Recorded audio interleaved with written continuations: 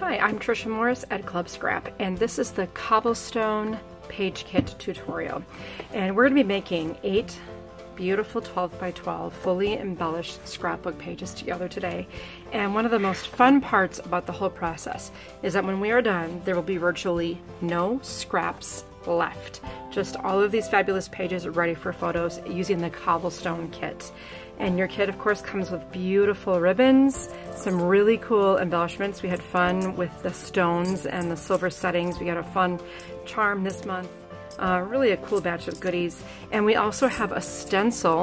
And the neat part about having a stencil is that you can use the stencil again and again. I just have this on some paper so you can see it better, but it's a really cool and versatile stencil you'll be able to use. We also have our photo mats, cut aparts, papers. So let's get ourselves organized so we can be successful in our page making.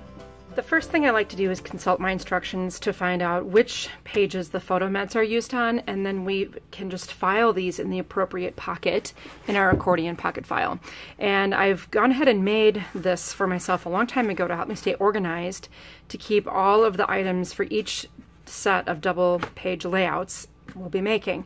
If you have not yet made your accordion pocket file and you want to make one and you're a member, you have free access to the video tutorial and instructions for this project.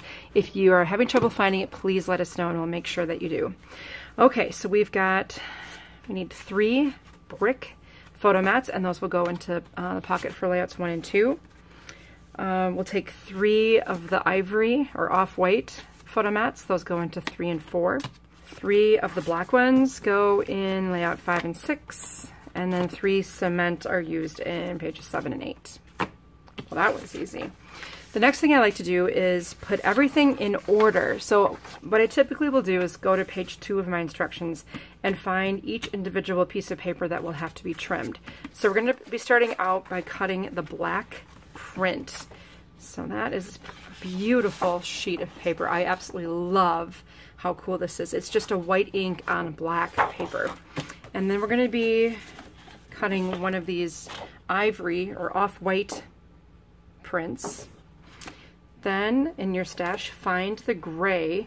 And the gray is beautiful because it has this gorgeous texture on it. It's very exceptional paper. It's very high quality. Okay, then we also need a brick colored plain sheet. And you notice I'm putting these just on my trimmer base here. So those are the papers we'll be trimming. And then we're also going to cut our sheet of cut apart. So look for the one that has the border strips on it. I'm placing it face down. And then we have this other sheet that has a different sized pieces of artwork. And then I'll continue sorting what remains of my paper into the order, starting with the base for page 8, which is actually the other, this off-white print. So take that one, and then next find the remaining gray. This is the one with the beautiful texture. Then the remaining black print, followed by the other brick plain. And we'll just 4 more sheets to go. Let's take the 2 cement colored pieces, and then finally the 2 really beautiful stone colored. This has a fiber recycle in there. It's just a gorgeous, super heavyweight paper. All right, so there's my stack. I'm just going to flip it right back over to the top, and we'll begin by trimming our brick or our black print here. So let's take this piece and put it in the trimmer so that the smallest cobblestones are at the top and the larger ones are running across the bottom, and just 2 simple cuts. The first one is at 9 3/4. Of course, I'm using my Fisker's guillotine trimmer, and we'll find that 9 3/4, stabilize with that clear bar and slice. Leave that paper sit where it landed, and we'll slide down to 6 1/4. So the piece that you just created that's in your trimmer base and the one right next to your trimmer is both used in layouts 1 and 2. So I'm going to place these pieces into the pocket for layout 1 and 2 at an angle, since my accordion pocket file is only 12 inches wide. Then I have 1 more narrow strip. I'm going to place this one in the pocket for layouts 5 and 6. And we're moving on to this next print. Now with this, you're going to notice, if you hold it, let's see, we've got ivy kind of in this corner running its way across the top, and I've got some ivy down over in this right corner.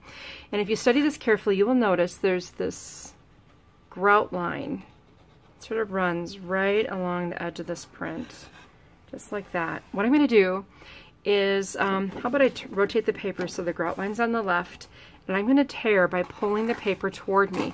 So I'm going to reveal the white core of the paper, and I'm tearing with the grain, so it's tearing quite nicely right along that grout line. Beautiful. Okay, so this piece is used in layouts 3 and 4, as is the other part. Now what I want to do is flip the paper. I'm right-handed, of course, so you might want to reverse all this if you're a lefty. And I'm just going to remove the paper to once again reveal the white core on this half of the piece. So this is a scrap, and this is used in layout 3 and 4. Next up is our gray plain, that beautiful, beautiful texture. We're just going to trim this into photo mats. It's a really easy cut. We'll trim at 6 inches, then stack the two 6x12s, trim them horizontally at 8 and 4. Cut out 3 of them. Those are all 4x6s, and we'll put these in the pocket for 3 and 4, and then the other 3 are used in 7 and 8. Now, this one is the most complicated, but we'll take it step by step. You will manage just fine. The first cut here is at 9 1/4, and then 6 1/2. Rotate the 6 1/2 so it's horizontal, and we're going to cut this at 9 and 8 7/8. Now you might think this is crazy. You could, if you don't feel comfortable with it, you don't have to make this cut, but it just helps even everything out perfectly. So 8 7/8 is 1/8 of an inch shy of 9, and halfway between 8 3/4 and 9. So here's 8 3/4. There's 8 7/8. Now what did I just do? I created a scrap that is this big. It's just 1/8 of an inch wide. But it will help me later, and I'll explain it when we get to the layout where this is used, which is 5 and 6. So take this large piece and put it in 5 and 6. And then there's a shorter, narrower piece left over. We're going to trim this horizontally at 4 1/4. These two smaller pieces are also used in layouts 5 and 6. Now, I have 2 strips of the same width that remain. They'll each get trimmed differently. So let's begin by cutting one into a bunch of squares. We'll start out at 11, then 8 1/4, 5 1/2, and 2 3/4. What you just created are 4 squares that are all used in layouts 1 and 2. This is a scrap. The next piece, we're going to trim almost the same, but our first cut will be at 11 3/4, and then 11, and we continue in the same way. 11, 8 1/4, 5 1/2, 2 3/4. Once again, we've made 4 more squares. Those are also used in layout 1.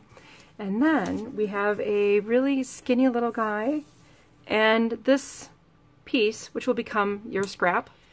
Then we'll take this tiny little 3/4 of an inch piece, and we're going to cut it into some smaller squares. So our first cut here is 2 1/4, and I do like to go down to this midpoint on my trimmer. So up here I can see the inches, and here I have the inches, and then a straight line. I can rest this piece along that straight line, stabilize, and then cut at 2 1/4. And then slide it down to 1 1/2, and then 3/4. And even then, I can still see what I'm doing. I can still safely stabilize my paper and cut. Okay, so what that leaves me with then are 3 little squares, and the reason I'm doing that is because those are going to be provide contrast for those really cool small stones we have included in the kit. Then you will have a little scrap.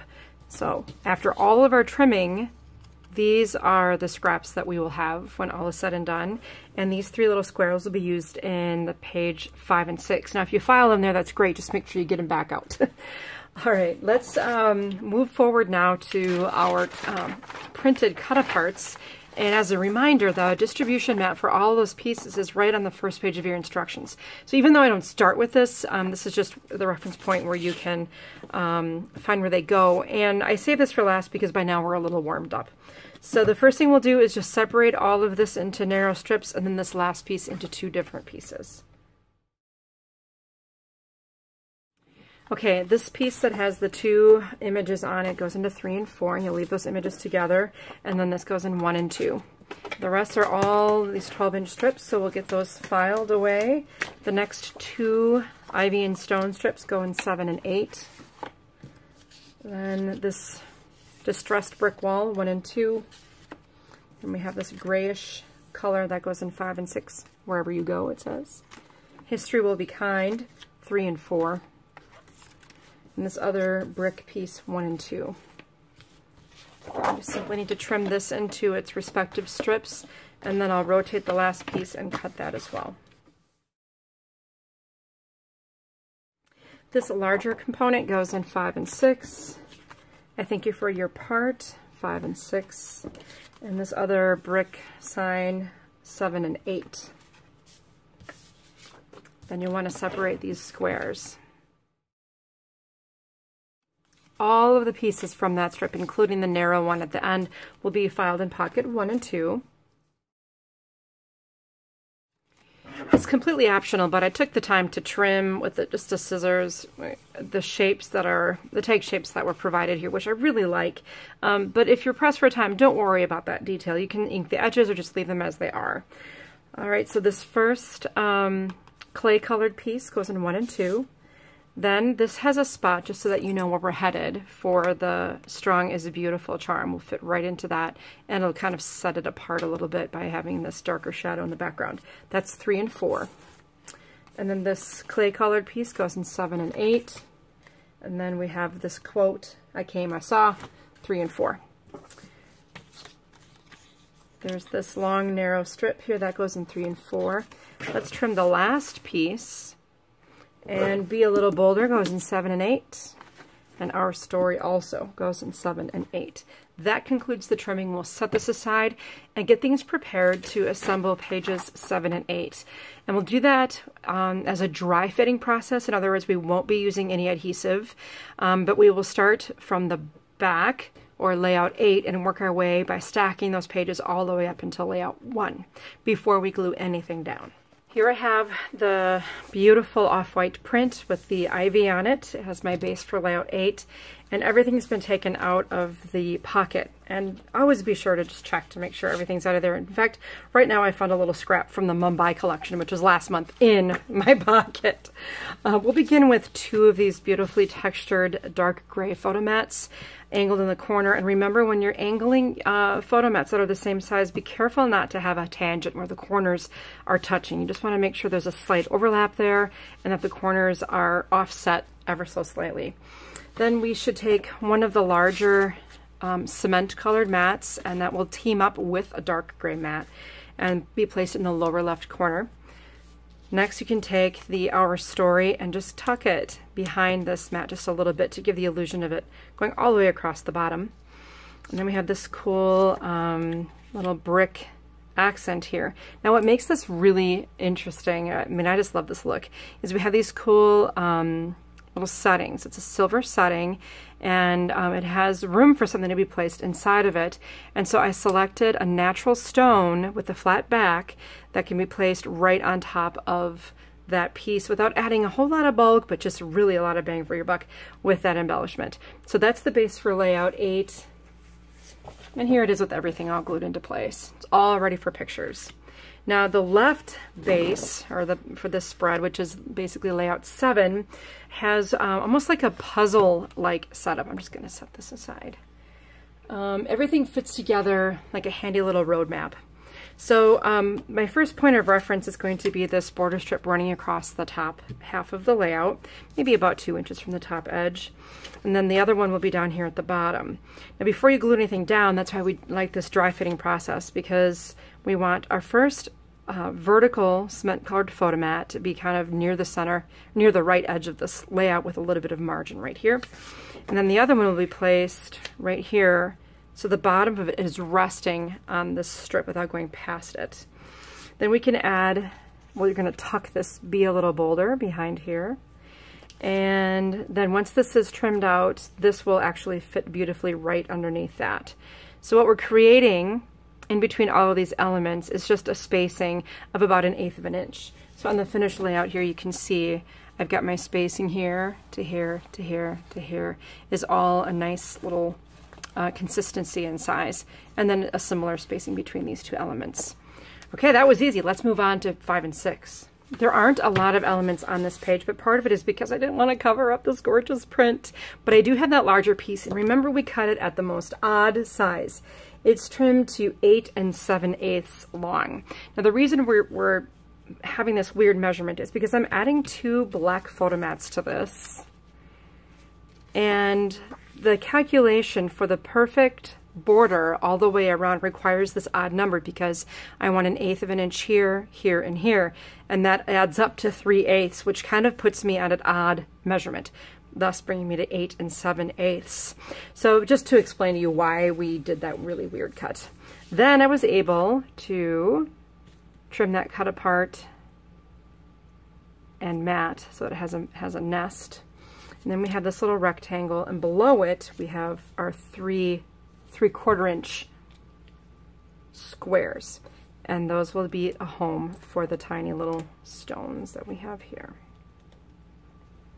Now this particular piece has some stenciling on it, and I'll show you that in a minute, and I also made a 3-part bow to go into this spot. So let's take a look at this finished layout. You can see the stenciling has occurred, and for that I used one of our ink applicators, and believe it or not, the mahogany club scrap ink goes perfectly as a companion to the brick paper. And then over here I made a 3-part bow from, it's a double actually, so I wrapped the brick colored grosgrain ribbon around the top of the cut apart, and then I just made a 3-part bow out of that really pretty rose gold edged grosgrain satin ribbon. I mean, this has a lot going on, but it's really a beautiful ribbon. Again, that's a 3-part bow. So I will show you the stenciling in just a little bit, but let's move on to the left side of this layout, which starts with the brick paper. And so I'm going to just show you how I do the stenciling in this section. I always really thoroughly add ink to my ink applicator. I mean, really make sure you got it there so that you're not wasting your time and your effort trying to spread something that isn't there. I'm just going to place the whole stencil right over the top of the upper right corner of this brick paper and just wipe on the ink. And as you can see it fading away, just go back and reload. Once it's been loaded once, it seems like it's more apt to take on the ink easily. So I'm just making sure, and you don't have to spend a lot of time like really applying the ink heavily into the openings, especially in this case. Like, you may want that to be nice and dark and defined, but in this case I just want essence of stone wall, if there is such a thing.